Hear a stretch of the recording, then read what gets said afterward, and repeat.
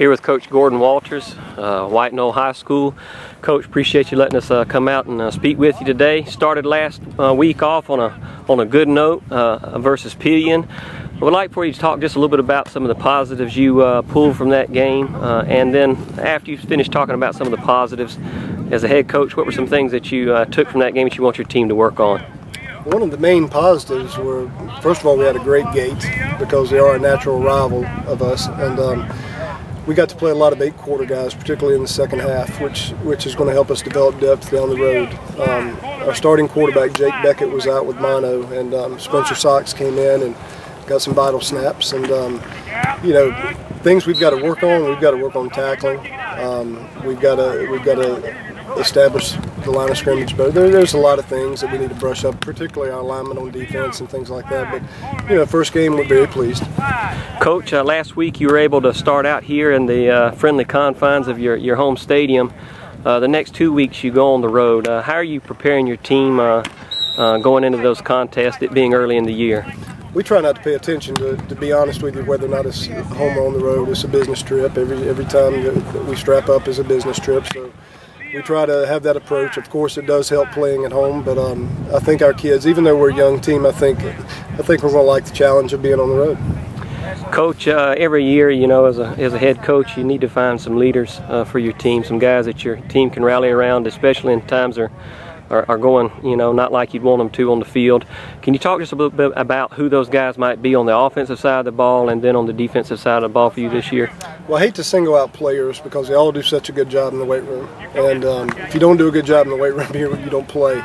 So I think they all have potential to be leaders, and it's too early in the season to say that. I was very impressed with the way Spencer Sox led our offense Friday.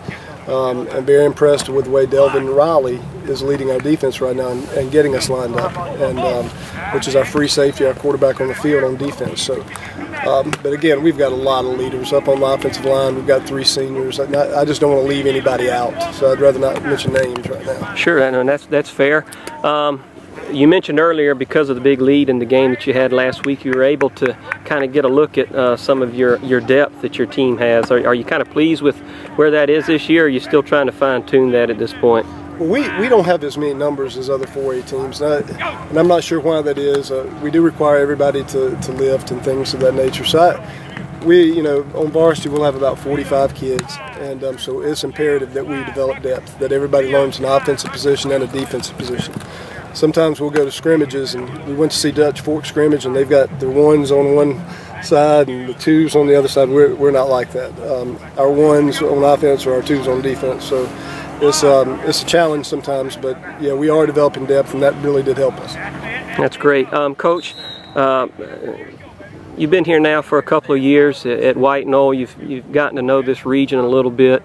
Going into this season, what are your thoughts on the region this year, kind of, and where you think your team fits into the picture at this point of the season? Oh my, who knows?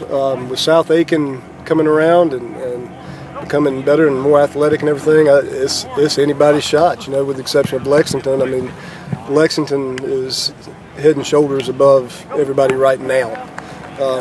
But everybody else is going to be a dogfight. You know, I mean, having to defend Shaq and Kevin Miller, and then the 2 transfers that they've had come in, really puts them on another level right now. But you know, we're just going to work to get better and see where the chips fall. But right now, it's anybody's region, I think.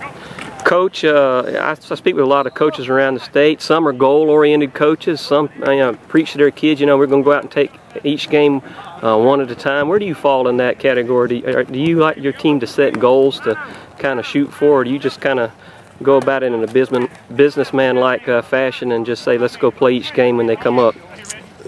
I would say somewhere in the middle. I'm more of an evaluator. At the end of the season, I will sit there and evaluate the job I did, evaluate did I use all of our talent properly, and a lot of times that answer is no. So you know, I'm kind of hard on myself in that respect.